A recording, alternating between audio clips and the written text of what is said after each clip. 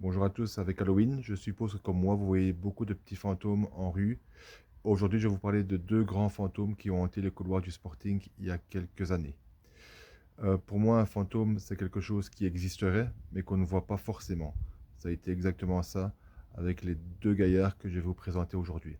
Si on se remet dans le contexte, on est fin des années 90, donc comme je l'ai déjà expliqué dans une vidéo précédente, le président Spot est dans une situation assez délicate au Sporting et a besoin de son ami et investisseur Milan Mandaric, qui investira mais, très très peu au Sporting, mais qui viendra surtout avec un agent de joueur bien connu en Belgique, Bojoban.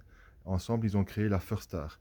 La First Star, c'est une société de placement de joueurs dans lequel on retrouve à l'époque des gars comme Kaklamanos, Chilinchek, Tokene, etc., etc. Et deux parfaits inconnus.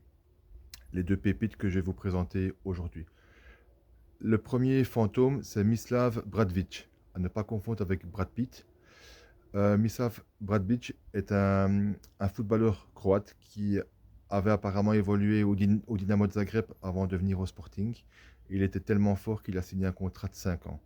5 ans, 100 000 francs belges par mois, 2500 euros. Ça peut paraître peu à l'heure actuelle pour un footballeur, mais à l'époque, c'est quand même une belle somme. Il faut savoir qu'un bon employé gagnait plus ou moins 40 000 francs belges par mois. Donc lui, il était à 100 000 francs belges, hors prime. Prime qu'il n'aura jamais parce que Luka Peruzovic l'a trouvé tellement mauvais qu'il n'a ni pris ni pour le noyau A, ni pour le noyau B.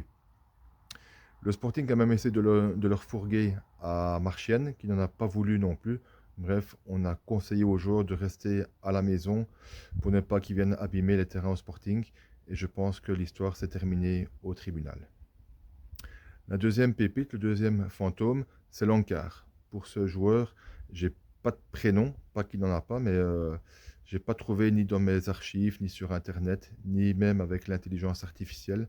Bref, Lankar, la seule chose que j'ai pu trouver, c'est que c'était le neveu de Milan Mandaric, que le gaillard avait la quarantaine, qu'il avait signé pour 1 an et qu'il aurait été gardien de but. En cherchant un petit peu, en fait, on a trouvé qu'il voulait juste améliorer sa situation administrative, la régulariser.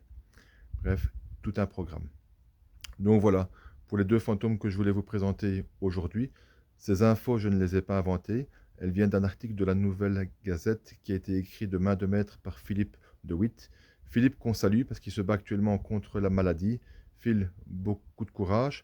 Porte-toi bien, portez-vous bien et surtout, allez les zèbres.